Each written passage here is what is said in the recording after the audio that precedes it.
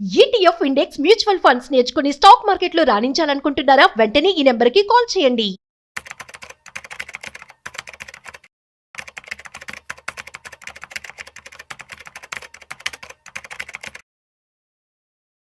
నమస్తే, welcome back to Suman TV. Present మనతో పాటు ఉన్నారు stock market analyst Sundar Rama Reddy గారు.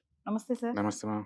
సార్, గోల్డ్ ప్రైస్ ర్యాలీ వల్ల ఇండియాలోనే మనకి చూసుకుంటే 100 లక్షల వెల్త్ క్రియేట్ అయిందని మనం చూసుకుంటున్నాం. ఒకసారి వివరాల్లోకి వెళ్తే రీసెంట్గా హెచ్డిఎఫ్సి మ్యూచువల్ ఫండ్ వాళ్ళు సర్వే చేశారండి. ఇండియాలో ఉన్న మొత్తం ఈ గోల్డ్ ఎవరైతే ఉందో వాళ్ళకి ఎంత వెల్త్ క్రియేట్ అయింది ఈ గోల్డ్ ర్యాలీ వల్ల. ఎందుకంటే లాస్ట్ 1 ఇయర్లో 70% దాకా మూవ్ అయింది కదా అది. సో వాళ్ళ డేటా ప్రకారం ఏంటంటే 117 లక్షల కోట్లు వెల్త్, అంటే 100 లక్షల కోట్లు దాటి వెల్త్ క్రియేట్ అయింది అనమాట. అంటే ఇండియాలో ఫస్ట్ టైం నాకు తెలిసి గోల్డ్ ప్రైస్ ర్యాలీ వల్ల ఈవెన్ పల్లెటూరులో ఉన్న సామాన్యులు కూడా, అంటే గోల్డ్ ఉన్న వాళ్ళకి ఎంతకంత బెనిఫిట్ పొందే సందర్భం అనమాట. ఎందుకంటే స్టాక్ మార్కెట్ అంటే ఓన్లీ సిటీస్లోనే ఉంటుంది, అందరికీ ఉండవు కదా స్టాక్స్. రూరల్ ఇండియా పెద్ద ఎఫెక్ట్ అవ్వదు, అది పెరిగినా పడ్డా పెద్ద ఎఫెక్ట్ అవ్వదు రూరల్ ఇండియా. బట్ గోల్డ్ అలా కాదు, ఇండియాలో కల్చరల్గా గోల్డ్ అందరి దగ్గర ఉంటుంది కాబట్టి ప్రతి ఒక్కరికి ఎంతకంత బెనిఫిట్ జరిగింది అనమాట ఫస్ట్ టైం. సో దీ బెనిఫిట్ ఎంత అంటే వరల్డ్ గోల్డ్ కౌన్సిల్ ప్రకారం ఇండియాలో ఏంటంటే 30,000 టన్నుల గోల్డ్ ఉంది. 30,000 టన్నుల గోల్డ్ అంటే రేటు 70% పెరిగింది. అంటే ఇండియాలో ఉన్న గోల్డ్ ఎల్లోను 5 ట్రిలియన్ వర్త్ అనమాట గోల్డ్. లాస్ట్ ఇయర్ ఒక్క సంవత్సరమే అండ్ 117 లక్షల కోట్ల వెల్త్ పెరిగిందనమాట ఈ గోల్డ్. 1 ఇయర్లో దీన్ని బట్టి ఊహించుకోండి, ఇన్ని సంవత్సరాలు మనం ఎకానమీ చదివిన వాళ్ళు అండ్ ఈ టెక్నికల్ అనలిస్టులు, ఫండమెంటల్ అనలిస్టులు అండ్ ఫైనాన్షియల్ ఎక్స్పర్ట్స్ వాళ్ళకి అంతా తెలుసు, వాళ్ళు చెప్పిందే కరెక్ట్, వాళ్ళది ఓకే అనుకుంటాం. బట్ ఈ సంవత్సరం వాళ్ళందరూ రాంగు. మన అమ్మమ్మలు, మన అమ్మలు, మన అక్కలు, మన చెల్లెలు మనకంటే తెలియకలని ప్రూవ్ అని ఇదే అనమాట. ఎందుకంటే అందరి దగ్గర గోల్డ్ ఉంటుంది. Maybe they are not expecting this much big moves, but still వాళ్ళు కొనటం వల్ల, వాళ్ళు దాయటం వల్ల, గోల్డ్ రేటు బేబచ్చం పెరగటం వల్ల ప్రతి ఇంట్లో ఉన్న వాళ్ళ గోల్డ్ విలువ లాస్ట్ 1 ఇయర్లోనే 70% పెరిగింది. 70%. అది టోటల్ వాల్యుయేషన్ 117 lakhs crore అనమాట. ఓకే, కాబట్టి హిస్టరీ ప్రూవ్ చేస్తుంది ఏంటంటే మనతో పోల్చుకున్న మన ట్రెడిషనల్ మన పూర్వీకులు మనకని తెలియకల్లో విషయం అనమాట.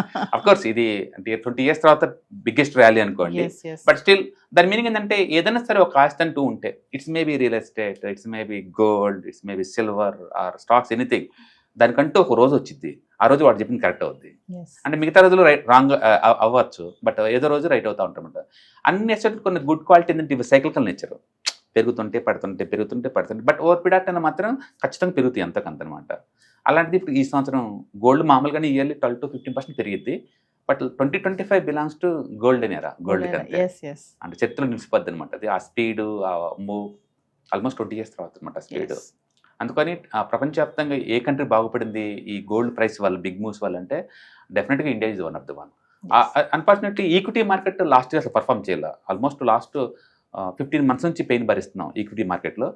బట్ ఆల్టర్నేటివ్ అసెట్స్ అన్నీ బాగా మూవ్ అయినాయి. It's maybe real estate or gold or silver, అవన్నీ అయితే అండ్ బీభత్సంగా మూవ్ అయింది. కాబట్టి ఒక అసెట్ మీద ఫోకస్ చేసే బదులు మల్టిపుల్ అసెట్స్ మీద ఫోకస్ చేయడం వల్ల ఎంత బ్యాలెన్స్గా ఉండొచ్చు అనేది కూడా ప్రూవ్ చేసింది 2025. మేబీ నెక్స్ట్ ఇయర్ నుంచి జనాలందరూ కూడా ఒక ఈక్విటీ కాకుండా ఇక నుంచి మల్టిపుల్ అసెట్స్కి ఎక్కువ ఫోకస్ చేస్తారు. రిస్క్ రివార్డ్ బాగుంటుంది కాబట్టి ఒక అసెట్తో పోల్చుకున్నప్పుడు. ఏదేమన్నా కానీ ఈ స్టడీ వల్ల మనకు అర్థమవుతుందంటే ఇండియా వాళ్ళు ఎంత బెనిఫిట్ పొందారు ఈ గోల్డ్ ర్యాలీ వల్ల, ఎంత బెనిఫిట్ పొందారు అంటే 70% కాదు 100% అని చెప్తాను నేను. ఎందుకంటే కనీసం వాళ్ళ తాలిబట్లు ఉంటాయి ఏం లేకపోయినా సరే.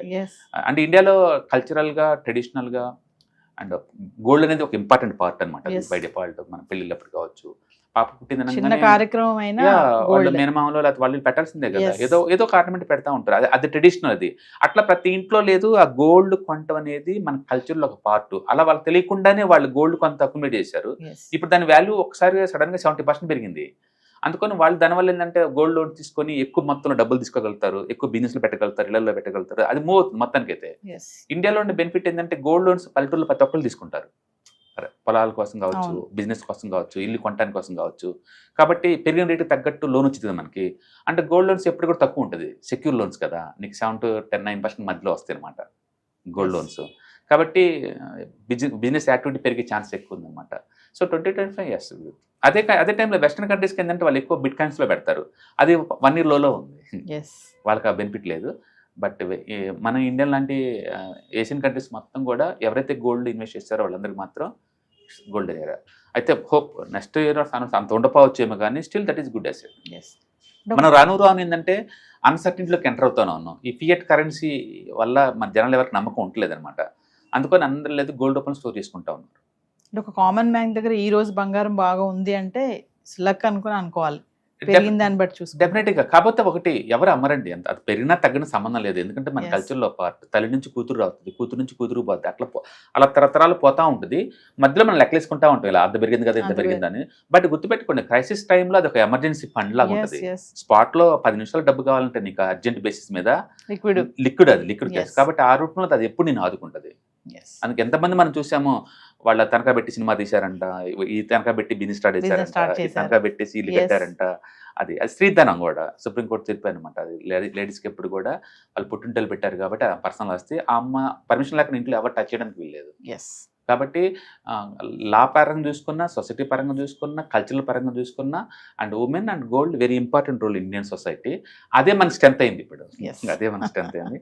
అండ్ 2025 డెఫినెట్గా రిమెంబర్ అనమాట, Golden era. ఇయర్స్ వరకు కూడా. సార్ మరి ఫర్దర్ గా మీరు వెబినార్ నిర్వహించబోతున్నారు కదా, ఒకసారి వాటి గురించి. మనం ఎవ్రీ మంత్ 1 లేదా 2 సార్లు ఆన్లైన్ వెబినార్స్ కండక్ట్ చేస్తూనే ఉంటామండి. ఈసారి రాబోయే టైమింగ్స్ ఏంటంటే January 31 అండ్ February 1 ఈ 2 రోజులు అనమాట ఆన్లైన్ వెబినార్. దీంట్లో మీరు చెప్పినట్టు ETFs, index funds and mutual funds వీటన్నిటి గురించి డెప్త్ గా మనం డిస్కస్ చేస్తాము. ఈ వాలటిలిటీ మార్కెట్ లో మీరు చూస్తూనే ఉన్నారు, ఈక్విటీ Yes. మార్కెట్ ఎంత వాలటిలిటీ ప్రూన్ అవుతా ఉందో. ఇలాంటి టైంలో మనం సేఫ్ అండ్ సెక్యూర్ ప్లేస్ లో మనం మనీ మేక్ చేసుకోవాలంటే ఇలాంటి వాటిలో ఏంటంటే రిస్క్ ఉంటుంది అనమాట. అండ్ మిగతా వాటితో పోల్చుకుని సేఫ్టీ. మనం స్టాక్ మార్కెట్ లో ఎంటర్ అవుతున్నప్పుడు ఏంటంటే మీకు 2 రకాల రిస్క్ ని ఫేస్ చేయాలి. ఒకటి అంటే స్టాక్ స్పెసిఫిక్ రిస్క్. మీరు కనుక స్టాక్స్ తీసుకుంటే అవి డ్రాప్ అయింది అనుకోండి, ఆ రిస్క్ అంతా మీరు భరించాలి. ఎగ్జాంపుల్ ఈ రోజు మనం చూసుకుంటే విప్రో మార్నింగ్ 10% డౌన్ అయింది, single stock. And Wipro fundamentally very sound company.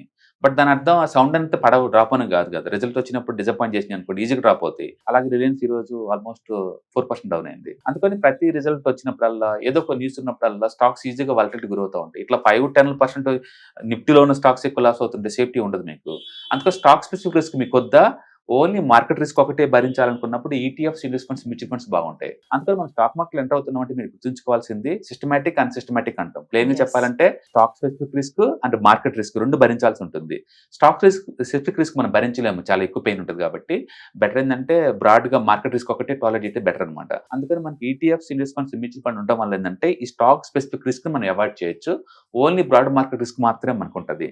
అందుకని మనం ఈ వాలటిలిటీ మార్కెట్ లో సేఫ్ అండ్ సెక్యూర్ గా అచ్చం ఈక్విటీలో కూర్చున్న వాళ్ళకి ఇది బెస్ట్ అనమాట. అందుకని అవంటే ఏంటి, వాటిని ఎలా హ్యాండిల్ చేయాలనేది ఈ ప్రోగ్రామ్ లో మీకు టీచ్ చేస్తారు. కాబట్టి ఇంట్రెస్ట్ ఉన్న పార్టిసిపెంట్స్ కింద స్క్రోల్ అవుతున్న నెంబర్ పై కాల్ చేస్తే మన వాళ్ళు ఇన్ఫర్మేషన్ ఇస్తారు. So timings January 31 and February 1 అనమాట. మొత్తం టోటల్ 6 hours ట్రైనింగ్ ఉంటుంది. సో వ్యూవర్స్ మరి విన్నారు కదా, స్టాక్ మార్కెట్ ఎనలిస్ట్ సుందరరామరెడ్డి గారిది వెబినార్ క్లాసెస్ నిర్వహించబోతున్నారు January 31 and February 1. Dates note చేసుకోండి. Index funds, mutual funds, retirement planning, పిల్లలుంటే పిల్లల ఫ్యూచర్ ప్లానింగ్ కానీ, ఎక్కడ ఇన్వెస్ట్మెంట్ చేయాలి, ఎలా ఇన్వెస్ట్మెంట్ చేయాలి, ఎంత ఇన్వెస్ట్మెంట్ చేయాలి, ఇలాంటి వాటిపై మీకు అవగాహన కావాలనుకుంటే కింద కనిపిస్తున్న నెంబర్కి కాల్ చేస్తే మీకు వివరాలన్నీ కూడా అందుబాటులో ఉంటాయి. మరి టైమింగ్స్ కూడా మీకు తెలియజేస్తారు. కింద కనిపిస్తున్న నెంబర్కి కాల్ చేయండి, మా టీం మీకు అందుబాటులో ఉంటుంది. మర్చిపోవద్దు, January 31 అండ్ February 1.